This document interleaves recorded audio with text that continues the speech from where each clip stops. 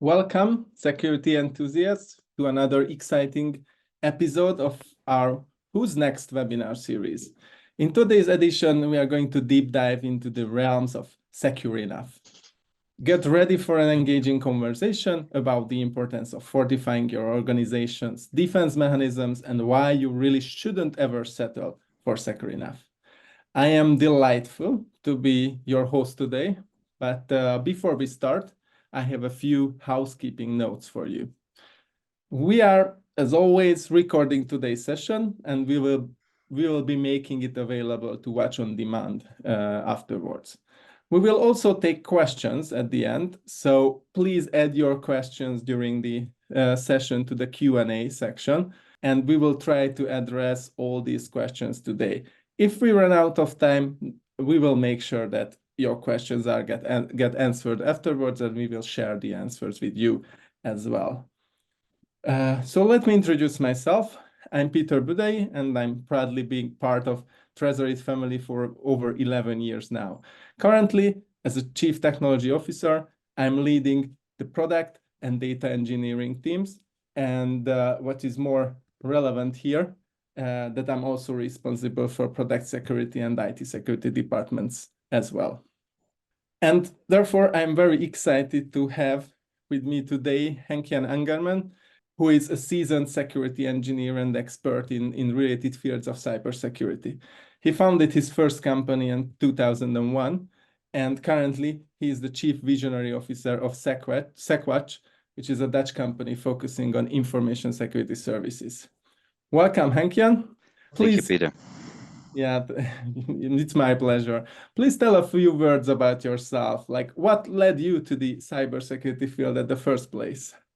What led me to the field in the first place? Well, I was always interested in security, and back in the day, in 2001, I was actually being trained for an avionics in the aerospace industry. But in 2001, doing your exams, it wasn't a very good period back then.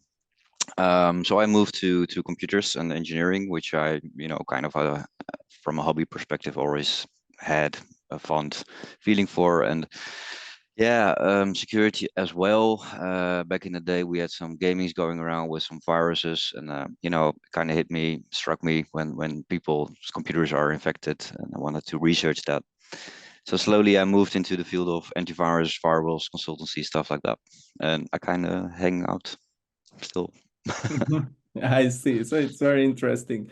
And what are your main focus areas at SecWatch? What kind of topics or services do you typically help your customers with?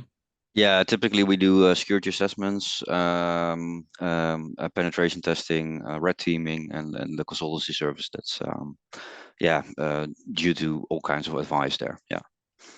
Okay, I see. So with that, we can jump right into our topic today, and for that I will just stop the sharing so our audience can enjoy the both of us in full screen.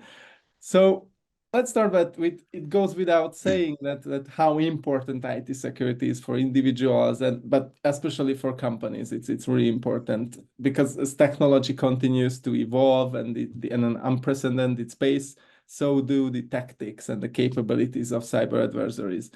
And yeah, we can see ransomware attacks like creeping entire networks and data breaches that are compromising sensitive information.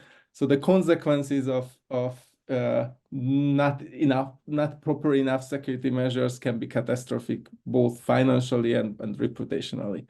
But still, many companies underestimate the risks that they are facing, or they are not investing enough in security. So they are settling for products, settling for settings, procedures that they consider secure enough.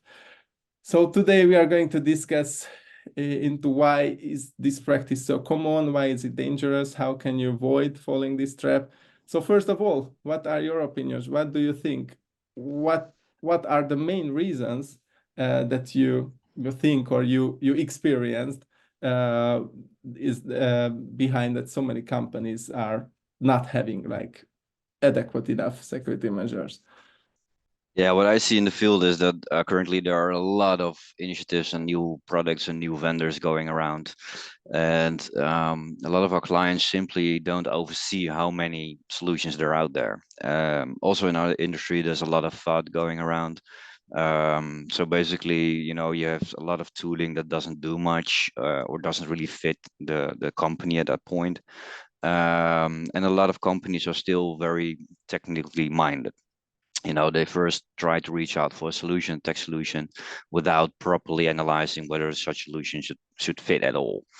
So we help those customers, of course, and try to sort out which kind of products are yeah present for their company, which products could have a fit for their company. Yeah, by an RFP, for example, setting up an RFP for them, not too big, just a small one. And we see that really helps. The industry is too many vendors, too many products right now. Mm-hmm. Yeah, it is interesting you brought up RFPs because one interesting thing that I noticed in our practice as well, we also receiving many RFPs, is that these RFPs are sometimes just copied over existing templates or just Yeah, copies of the ones that are found on the internet and not really tailored for the needs of the company. yeah. Yeah, that's true. You need to really look at your company, at your type of business, the country you're in. Is there any, legal stuff you need to take in consideration, etc. So, for example, if we see that a customer of us is looking for a US product which doesn't have a GDPR compliant setup or a hosting environment in the European tenant of AWS, for example, we typically put them off the list.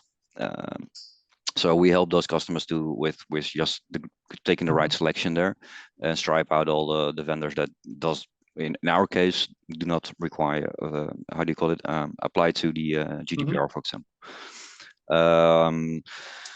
Yeah, and we always have a few questions that I try to ask the vendor. So if a security vendor comes in, we typically say, okay, that's cool, but what in cybersecurity do you not offer? So what do you don't offer?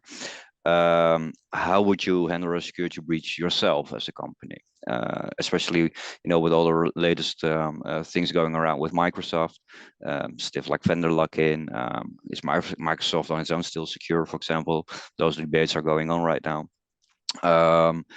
And of course, ask the vendor what kind of security measures do you have in place yourself. So kind of turning it around, and making sure that you get the right answers there to move on with such a vendor. And if they can't answer it or they don't have anything, you should, think twice, basically. Mm-hmm. And what other tips would you have for companies who are looking for vendors? Because that's for true. You also mentioned that there are so many tools on the market and they are Yeah. offering like they are claiming that they offer all around solution. Like in one tool you get security, you get answers for all your security needs, and what else could companies look for? Yeah, well, typically there is no silver bullet. There is no 100% guarantee. It doesn't exist. So any company from a marketing perspective that claims that stuff, exit. Bye. Same, I mentioned it before, like make a good request for a proposal for those bidders, and select, maybe two or three in the space. Really, dive into what kind of solution you would need. But first ask yourself the question, what do we need as a company? Will it fit the company? Will it fit your team, both in terms of knowledge? Can your team handle it? Do they understand what the product does? Or the solution. If it doesn't, you sometimes can, of course, ask the vendor to manage it for them. But you need to be sure that you have some idea, because in the end, as a CFO or CEO, you're still responsible, right? And I see a lot of implementations and tools being, just set up and then kind of forgotten. Which was fine in the back in the day when I started with antivirus. It's just install antivirus and then you get some updates and that's about it. Those days are over, right? So you need to maintain your product, make sure that the product is still up to date, make sure your product still fits the company as it grows, or maybe change the strategy or whatever. Review that, once a year, maybe once in 3 years, and ask yourself the question: does it still fit? Maybe we need to change. Maybe we need to grow in there. So yeah, those are basically, I think, the most important things we Mhm. advise clients as well. Mhm. Yeah, it's a really interesting point that you raised that like companies and we are also falling into this trap is that we are spending a lot of effort, putting a lot of effort in selecting a new vendor, selecting a new tool. But when it comes to maintaining the existing one or keeping up what new capabilities the existing tool has gained, and whether we need to reconfigure it, whether we need to uh, get to know to the new feature. Maybe you don't have to look for another one. Just let's keep on using the existing ones. And yeah, I see that it's overlooked that new is always better, but it's not always the case because all It tools is. are improving. No, we do a lot of secondary checkups and audits on tooling that's been installed to make sure it's been installed properly, that's functioning properly. We see a lot of misconfigurations as well. So we had some examples of tools being installed in the endpoint security space, where, for example, somebody, kind of made a boo-boo and said, we have the low, medium events on trap and alert and, block, but they forgot to set the high and critical alerts to actually trap and block. So medium kind of simple lateral movement or whatever was being blocked, but a full-blown Mimikatz memory dump, Mhm. no, there was nothing, and that's Was that's it? that's Yeah. important. Yeah. Sorry. Was it due to a misconfiguration? So is Yeah. it? Uh-huh. Yeah. Typically, misconfigurations happen a lot. We still see quite a lot of fire and forget installs. So they just roll out the basic install, for example, and then that's about it. And then leave it to the customer to figure it all out. And that's both on-prem solutions as on cloud solutions, for example. Sometimes it's also chosen to do from a cost perspective. So they choose the lowest license, for example, which doesn't really fit the need of the company right then. We see a lot of firewall stuff being underscaled. So as soon as the company sets security features on, performance will drop so badly that they practically don't have internet anymore. All those kind of scaling issues, security issues, installation issues, configuration issues happen a lot. And that's why we sometimes come in to, just double check on that. Mhm. Oh, I see. Okay. So yeah, what we can rephrase here is that you don't have to just buy, but you have to configure it properly, Yeah, obviously. Um, I'm pretty sure that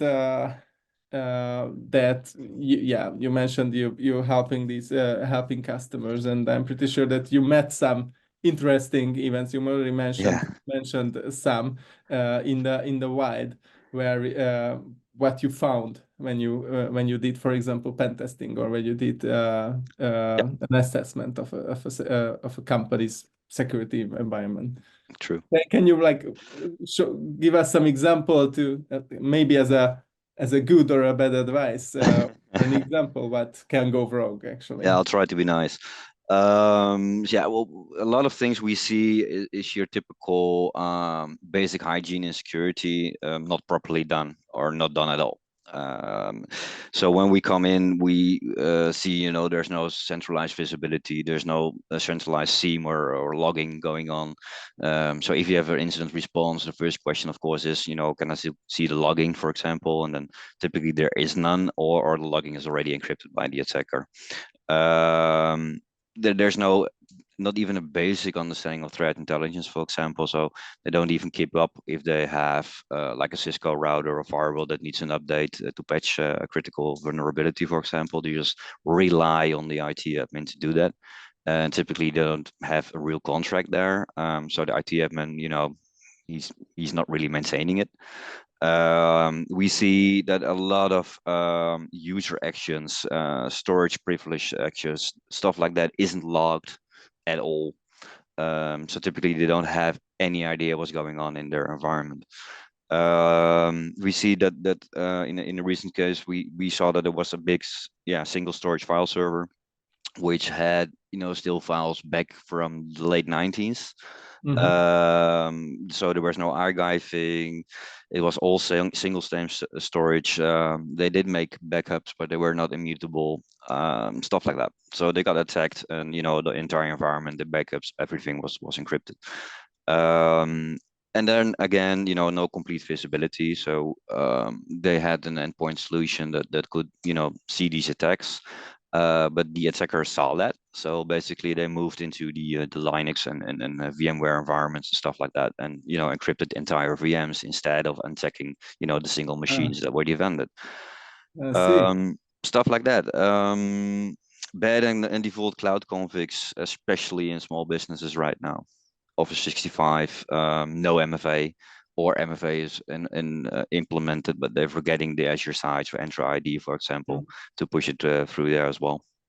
Okay, yeah. So yeah, we are entering the realm of cloud, and then I wanted to bring this up as well. Is that I'm sure that with the emergence of cloud-based and software as cloud-based solutions and software as a service solutions, Office 365, many companies are like moving that way because they Yeah, feel that yeah, it's not my burden anymore. It's the service provider who needs to do the config and needs to do it properly. And I'm pretty sure that they are set up correctly. And this is, I think, a prime example of our whole topic is the secure enough that yeah, the common belief is that the cloud providers are doing their job and they are configured yeah. properly, but it's not always the case. No, no, we see a lot of companies saying, we move to Office 65 with the email and the files and stuff like that, and then Microsoft will take care of the rest and the backups and stuff. But typically they don't. You have to do that yourself, or your provider has to do that.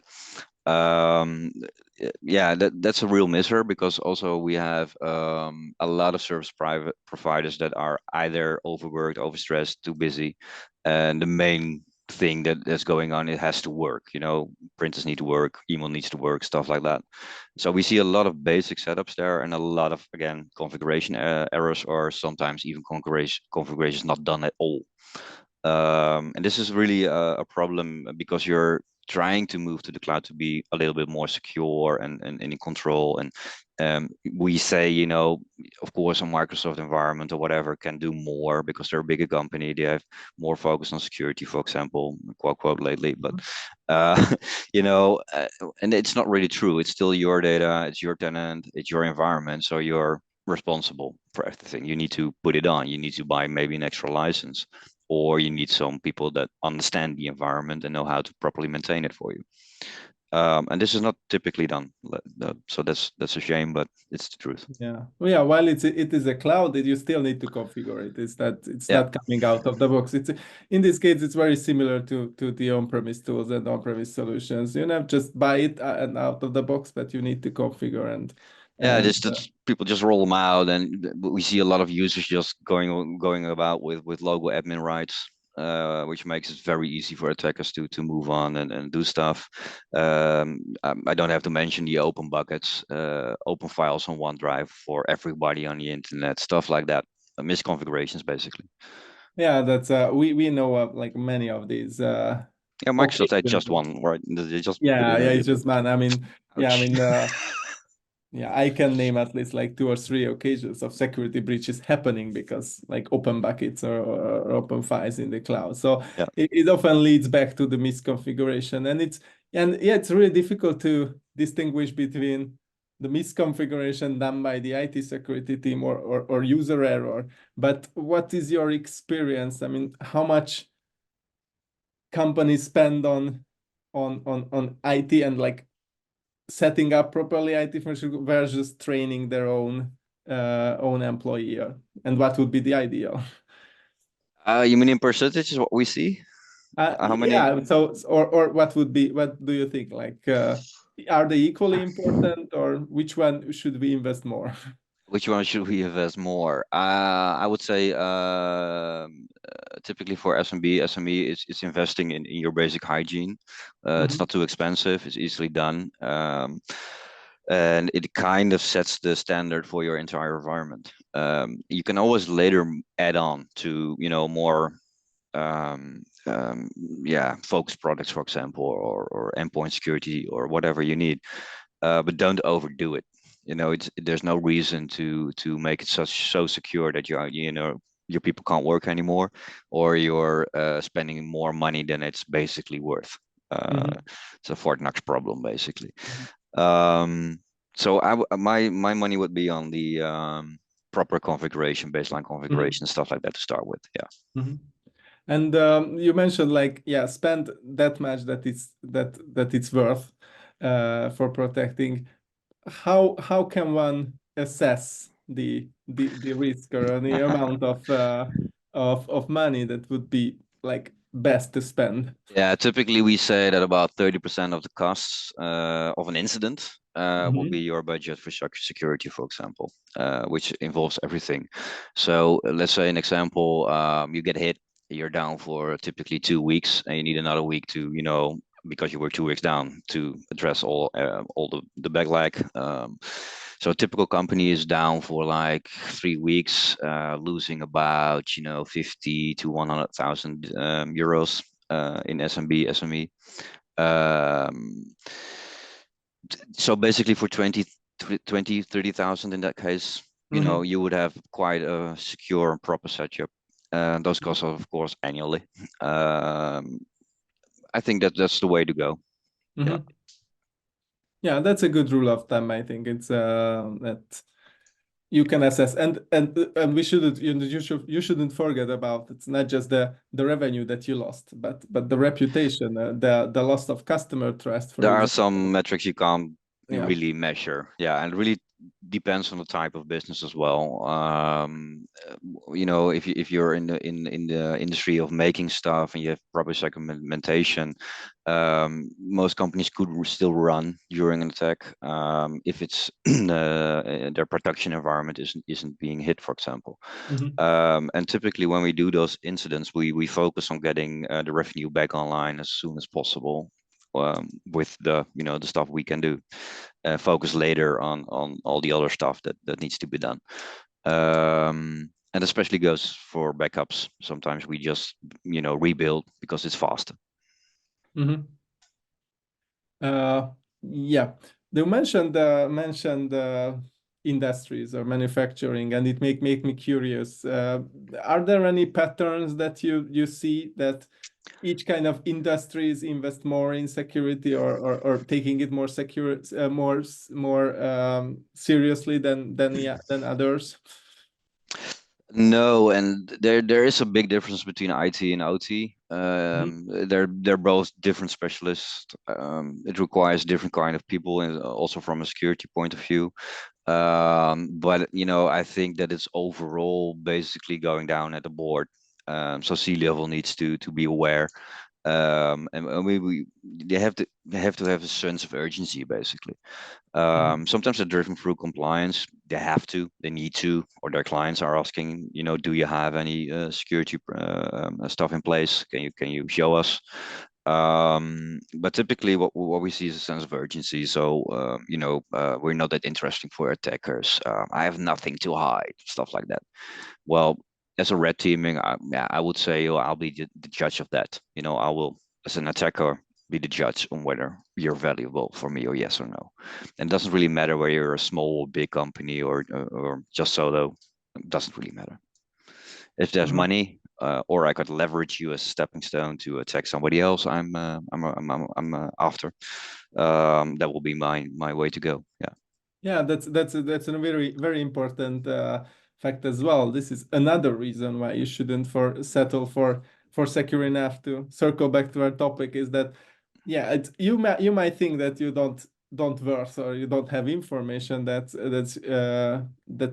worth enough for an attacker, but yeah, as a company, you're dealing with, there's no really no company is really exempt from that. No. They are dealing with sensitive information, at least their employees' personal records.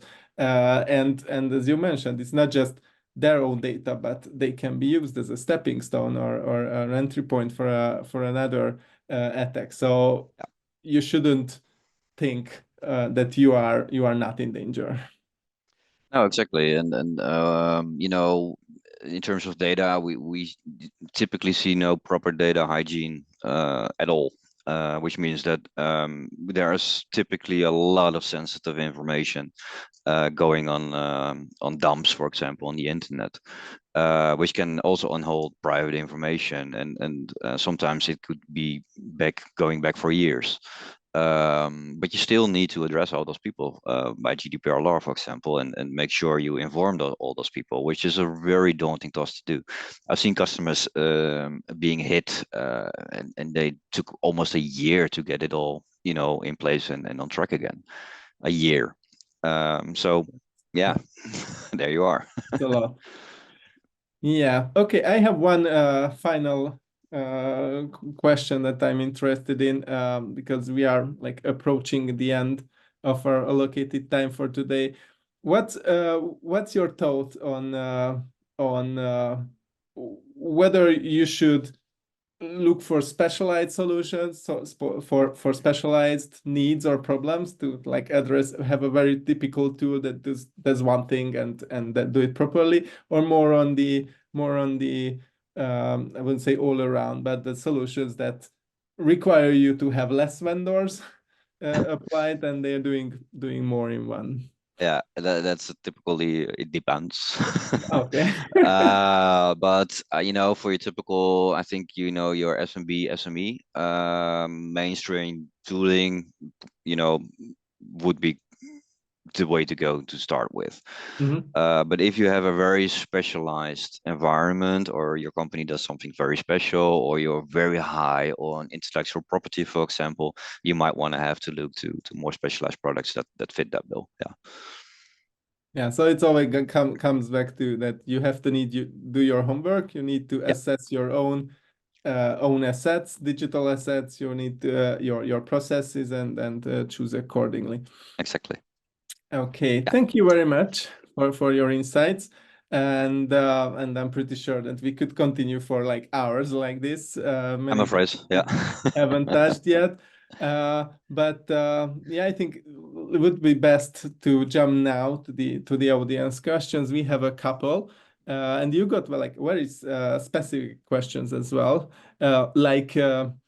Can you recommend a router that supports ISP LTE plus satellite, including firewalls that support all three networks? If you don't have something on top from your mind, then we can address this question later. Yeah, there are some vendors that could do that. Can you make router supports? Yeah, routers. I'm more into the firewalls. ISP, LTE, and satellite. I made some projects with, for example, WatchGuard. I know Juniper has some solutions for that. But Juniper is, I think they were bought by HP right now. But there are modern firewalls basically that can do that. Yeah, Mm. with failover stuff, with load balancing, anything. Yeah.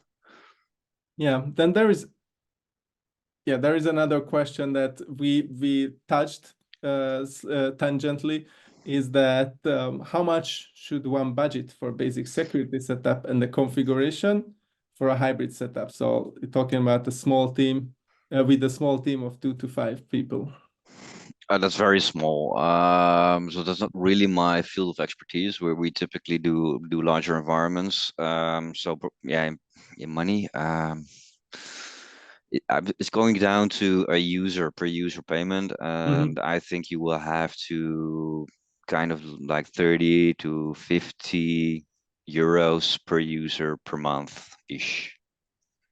I think then you have your endpoint security, you have some cloud security, you have some basic Microsoft security licenses there. Mhm. And in a hybrid setup with such a team, they will probably be talking about, you know, laptops or something like that. Mhm. And they're covered typically in those license seats. Mhm. And why we are here, what would be the ideal scaling of a team? So the question says like a team 2 to 5. How big company, like how many portions of how big portion of a company should be like working on IT security? So In such a small team? I was Or referring to like if you have a 2 to 5 IT security team, like which is the size of the company that this team can oh, effectively yeah. have? Oh, that's going all the ways. We have very big companies which have none. Mhm. And we have very small companies, for example, that have two or three. And again, it depends on your needed level of security. Mhm. So the mainstream difference here might, for example, be a DevOps company doing development stuff would probably have a security team. So we basically get DevSecOps, for example, which is typically one or two guys working together with developers. Um, yeah, and if you large enterprise and stuff, they have complete teams for each section: privacy, security, endpoint, you name them. Mhm. Um, but it is a problem that also has how do you call it? That we don't have enough people going around in information security right now. So that most companies are trying to kind of offboard it and outsource that as a managed security service provider, for example, whatever. Um, because yeah, it's hard to get your own people and then keep them, Mhm. especially in small businesses. Yeah. Yeah, okay, thank you. And yeah, and finally, one other quite concrete question is that would you recommend an external IT admin profile setup for your Microsoft tenant? Not sure if I fully follow an external IT admin profile set up on the MS tenant. Well, if you have a party that's going to, help you with it, they will have, of course, a login to your tenant to maintain it. But this is typically done through a kind of MSSP model. Mhm. Um, so yeah, that's I need to deep dive and need some more information to get a good advice on that one. Yeah, okay. We received another couple of questions that most of them are not, or some of them are not totally related to our topic. So we will make sure that to answer those in writing. You will get answers to all of your questions, and we will even include the existing ones as well. But I'm afraid that we must stop around here right now. Um, and we will share the answers later on. So all is left is for us to wrap up our session today. Wrap up the topics here. So we talked about how many tools how many different tools and options that IT security professionals need to choose from. And Henk-Jan shared us some insights, like some good practices, tips and guides, how you can choose the proper vendor, which questions or what signs you need to look for. Basically, the point here is that there's no silver bullet. All-around solutions that not always the best, and the cheap solutions and are most probably not the best ones either. But selecting a proper tool is not everything. You need to configure the tool properly. Don't rely on the default settings. And also, over the years, you need to continue doing self assessments regularly and maintaining the configuration of the product. We also talked about basic hygiene. How important is that? It's always comes up in talks like that, and everyone is aware of basic hygiene, but yet we can see that not everyone is doing basic hygiene properly. Update your software, passwords, two-factor authentication, and proper segmentation of infrastructure. These are all basic stuff, and you need to do them properly. And we touched the topic of like how much budget and how much you should allocate on the IT security. And Henk-Jan shared us like a good rule of thumb is that you should calculate about 1/3 for a cost compared to a cost of an incident when it comes to like an IT security budget. So yeah, thank you for joining us. I would like to, if you would like to learn more about these topics or other topics as well, I would like to ask you, or you can already register to our upcoming webinar. In this time, it won't be about IT security, but the new features and that we introduced in Trezorit. But you can also check our previous webinars as well. All of them are collected on our website. And while you are browsing your website, whether you have any other information that you are looking for, that you are welcome to check Trezorit's website, and also you are welcome to check SecWatch's website to learn about the services that they provide. And with that, I would like to thank you very much, Henk-Jan, for being here with us today. We learned a lot of intriguing information from you. And also would like to thank you for our audience for joining us today. Thank you for having me. Thank you. Bye. Bye-bye.